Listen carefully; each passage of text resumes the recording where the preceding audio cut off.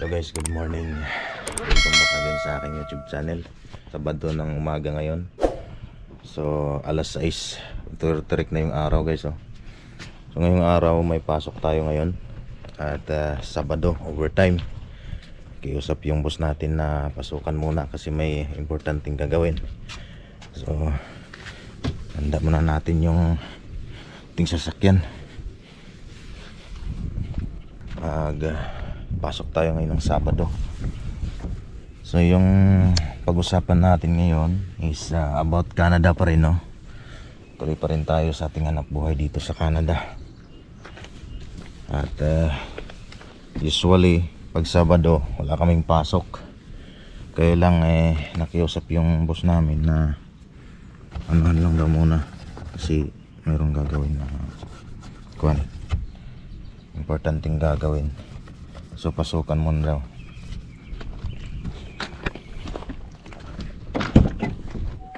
At linis-linisan muna natin tong sasakyan.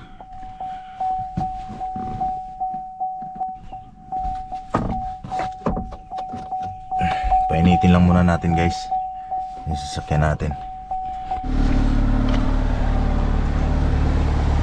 Ganito dito sa Canada. Bago papasok ng lilinisan muna natin yung sasakyan, pero ngayon lang to.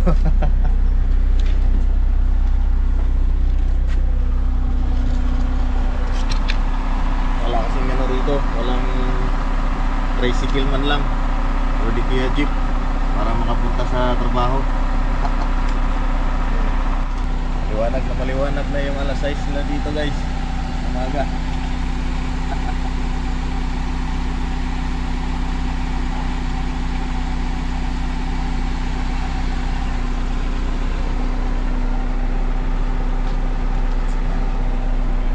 Punas lang para kondisyon yung natin sasakyan, no?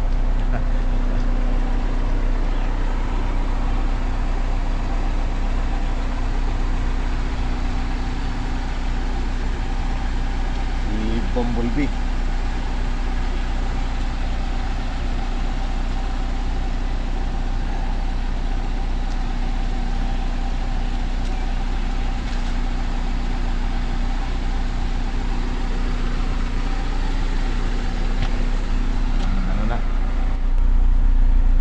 Sa temperature ba? City. Kaya pala medyo malamig-lamig. City pala.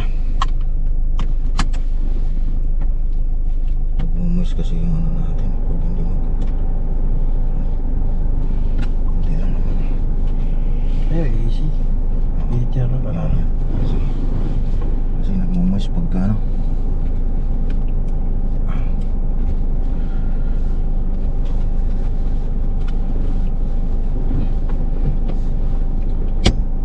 Sabado morning.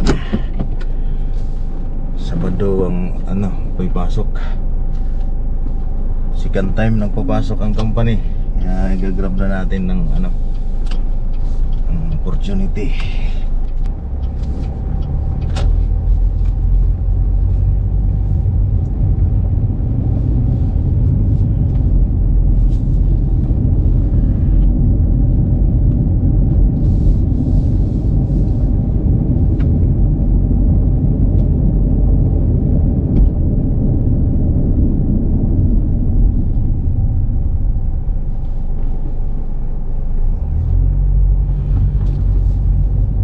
Guys, yung buhay namin dito sa Canada pagka pasok ganito ka-importante dito yung sasakyan talaga kasi yung area namin dito hindi siya accessible ng public transport. Although may bus naman dito, kaya lang hindi dumadaan doon sa compound na kung saan nandun yung namin, yung planta. Kaya no choice talaga, dalawa lang ang opsyon. Kung wala kang sasakyang sarili, magtataksi ka talaga. Ang pangatlong opsyon ang pinaka worst maglakad, kaya magbike. So magagawa mo lang yun pagka summer or spring. Kaya sa lahat po mga nag-comment dyan na bakit yung mga Pilipino dito na dumarating sa Canada halos kumukuha ng sasakyan. Gaano nga ba ka-importante yung sasakyan dito sa Canada? Luho lang ba or ano? Luho lang ba or talagang ano siya, yung necessity, kasama siya sa necessity. Ayun guys, hindi naman lahat ng lugar dito kailangan ng sasakyan talaga, kasi yung mga lalo na nasa mga city or nasa mga bayan kung sa atin pa, may bus na dumadaan doon sa kanilang working place, kaya hindi na nila kailangan, nasa kanila na kung kukuha sila ng sasakyan para sa pansarili. Pero dito sa amin kasi yun nga, hindi siya accessible ng public transport, so mas nakakatipid kung may sasakyan. Kaya hindi po nagyayabang lang yung mga kumukuha ng sasakyan talaga, kasi kailangan hindi makakapasok or hindi makakatipid kung wala kang sariling sasakyan. So depende na sa'yo guys kung kukuha ka ng brand new or kukuha ka ng sikanhan, nasa sayo na yun. Basta ang importante may masakyan ka. Iba kasi dito kumuha ng hulugan, iba naman sikanhan lang pero kinakas nila para wala ng sakit sa ulo kung ang isipin.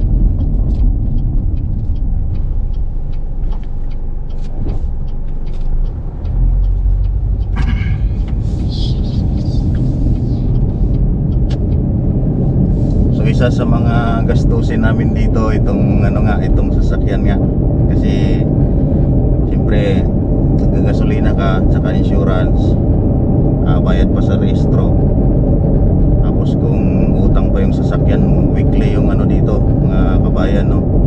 So, totoo yung sinabi nila na talagang bawi-bawi lang, pero mayroon namang matitira din, depende rin sa sa paggastos mo talaga.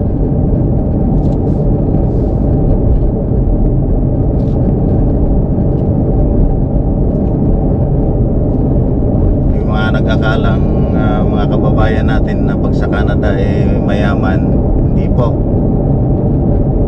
totoo yun. Maliban lang din siguro doon sa mga nakakatagal na rito, mga tumakbo na ng mga 5 to 10 years siguro, yun malamang mayroon ng mga naipundar sa sarili yun. Pero yung mga TFW na kagaya namin na 1 year pa lang mahigit, or yung iba wala pa nga sa 1 year, mahirap. Kailangan dito masipag ka rito, in ka rito talaga, pasok ka rito. Pero kung medyo mamimili ka sa trabaho, kasi ang trabaho din dito guys, hindi rin basta-basta.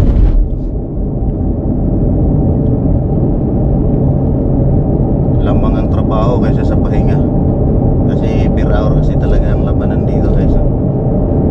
By the way, dun sa mga nagtanong na magkano ba ang range ng namin dito, depende yan sa skill mo sa trabaho. Basta minimum nila is 15 per hour, pero hindi naman lalagpas ng 40 or 50. Mga na yun, mga professional na yun, ng mga sumasahod ng ganun. So malaki po yung mga kaltas dito guys.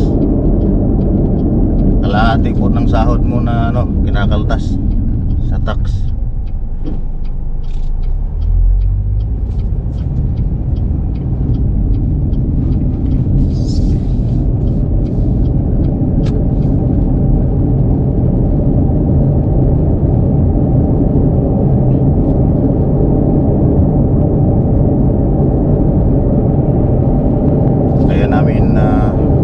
Pinapatas talaga yung overtime, kasi doon na kami nakakabawi. Doon na kami yung pambayad namin sa tax hindi na mababawas doon sa basic namin. Kaya lang minsan lang nagpapa-overtime din yung company, lalo na pag winter guys.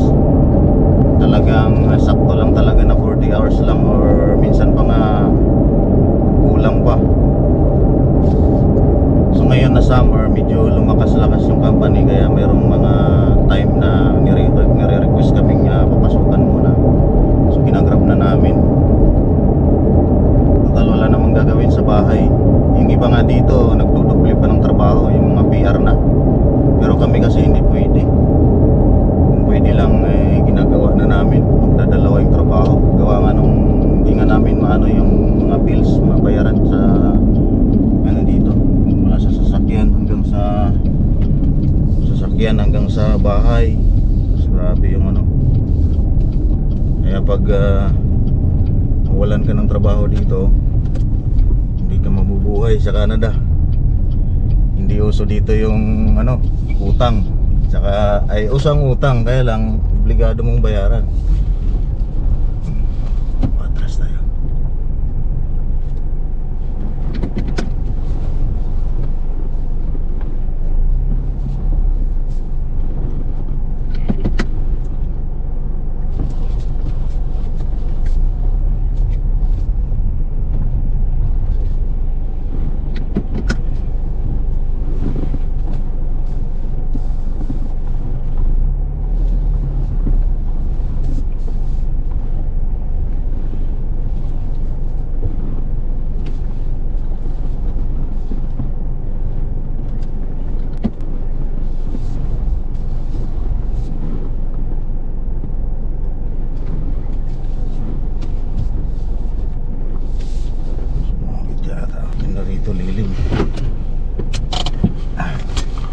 Okay, nandito na kami guys, ano, mga ano lang 5 to 7 minutes lang yung drive.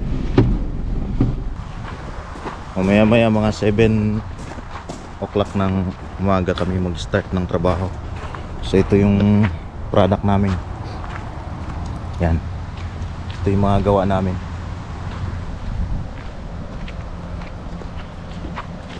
Yung ganda namin. So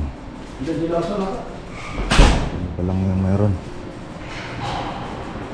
Nandiyan na si Larson. Gumagawa na. Oh, gumagawa na.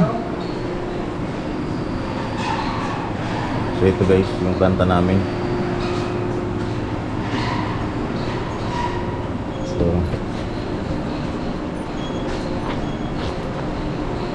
ano ba usapan nyo ng oras? City. Ano city?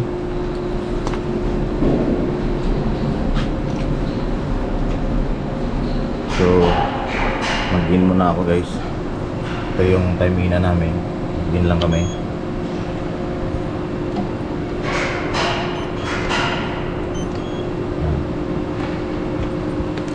So mag-base na ako guys. Ito po yung locker room namin. Pangalan ko. Kawalan tayo ng ano, ng uniform. Ito yung coverall natin. Yan pangalan ko.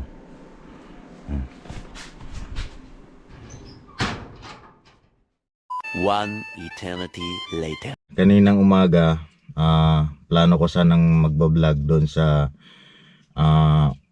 planta naming pinagtrabahoan, kaya lang napurnada kasi kasama ko yung lokal dito at natatakot ako mag-video doon sa aming planta. Baka mamaya isumbong ako doon sa management dahil hindi ako napagpaalam. So hindi natin natuloy yung ano, ipi-feature ko sana yung trabaho namin doon sa planta. Hindi na lang ako naglakas loob, no. So dito ko na lang ituloy yung aking vlog kasi hindi natapos kanina. Doon lang, hanggang doon lang sa ano, sa sasakyan naputol. So ituloy ko lang guys. Pag-usapan natin yung tungkol sa may pinost ng isang vlogger dito sa Canada na tungkol sa sahod, no? Tungkol sa sahod na 350,000 sa isang buwan. Nasahod daw niya bilang isang cleaners dito sa Canada, no?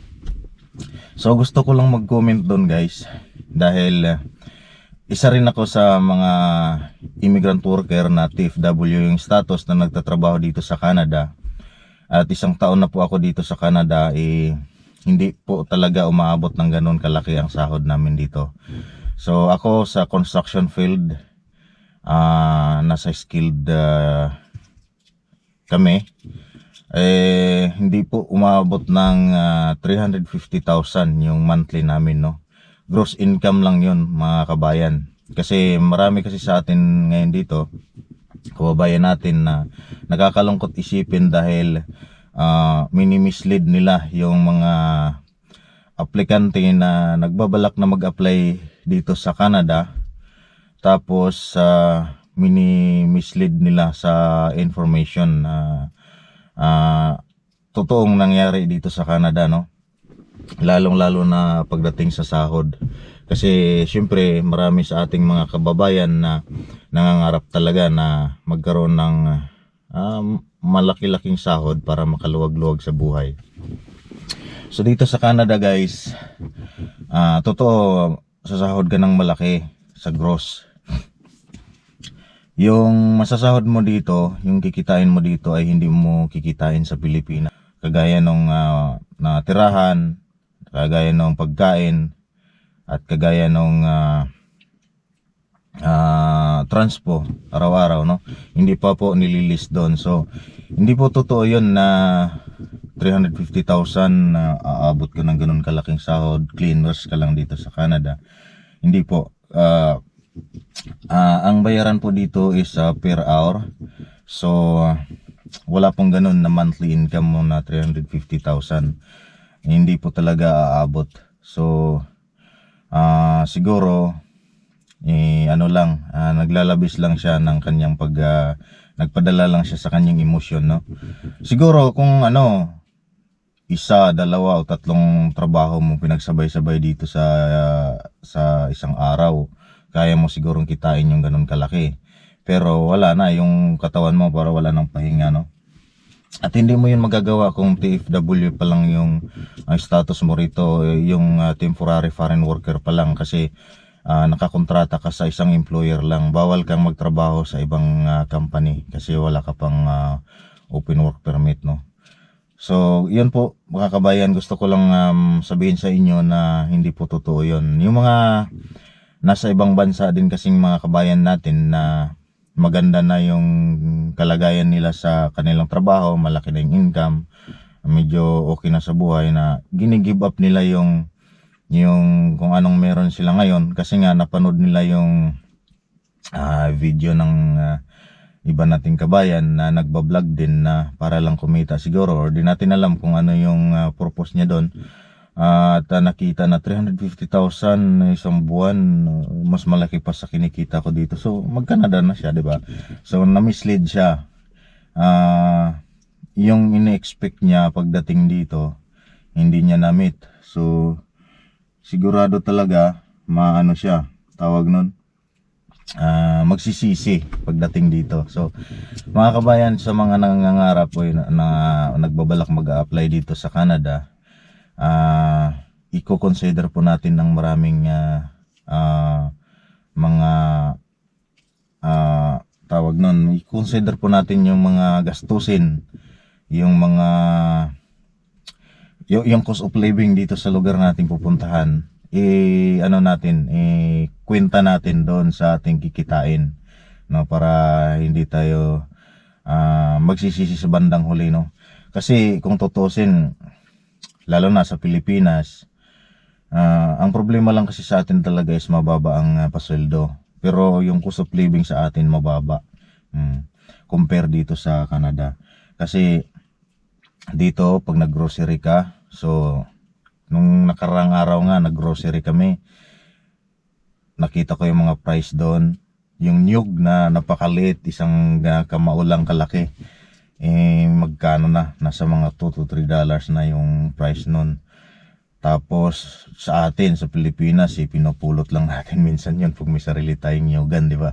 Tapos yung saging, yung kamuting kahoy, basta yung lahat ng mga basic needs na grabe, nasa mga 5 dollars, 3 dollars. So magkano na yun sa atin times times 42 kapag i-convert mo siya.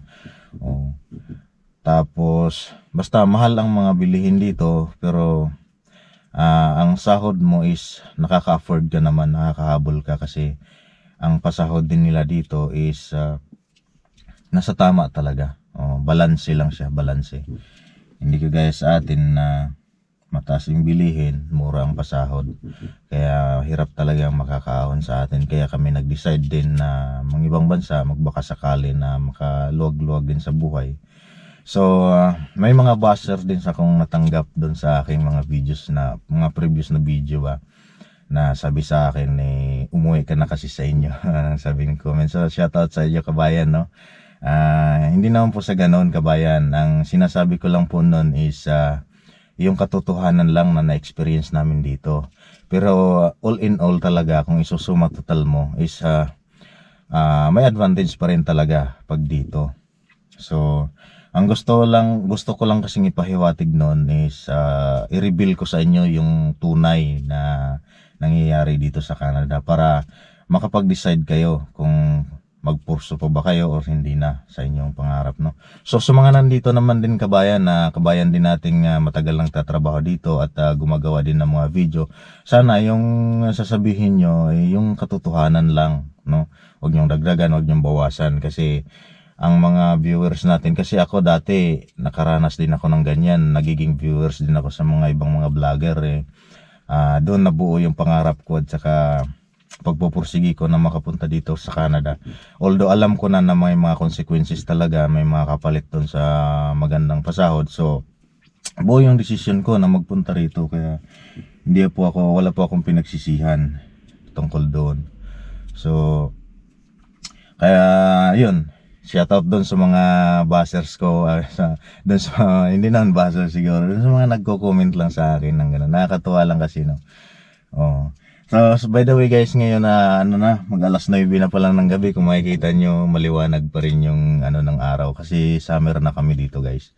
So dito ang klima nila dito is malaki ang pinagkaiba sa Pilipinas, no? Pag summer na dito, mahaba yung araw, maikli lang yung gabi, no? Pag winter naman, mahaba yung gabi, maikli lang yung araw. Ganun dito guys, no? So sa lahat po na nangangarap dito, punta lang kayo, ituloy nyo lang yung pangarap nyo. Basta ang katotohanan dito sa Canada, pag umpisa mo pa lang is mahirap talaga, o pati sa trabaho mahirap. Kailangan lang dito talaga sipag at tiyaga, no? Habang tumatagal ka rito, makakabisado mo yung pamumuhay nila dito at yun na siguro gaganda yung buhay mo, gaganda yung takbo ng buhay mo, no? Basta planuhin lang natin lahat ng ating mga galaw, no? Ng ating mga pangarap, no? Para magkaroon ng katuparan. So nasa sa atin yung ating paano ikakaunlad yung ating sariling buhay, no, mga kabayan. God bless po sa lahat. Maraming salamat po sa aking mga viewers dyan at mga nanonood. Sa mga hindi pa nakapag-subscribe, please subscribe to my channel, like and share kung nagustuhan nyo yung aking mga content, aking mga video, no. So all about Canada pa rin guys. Altos Official Vlog. Thank you.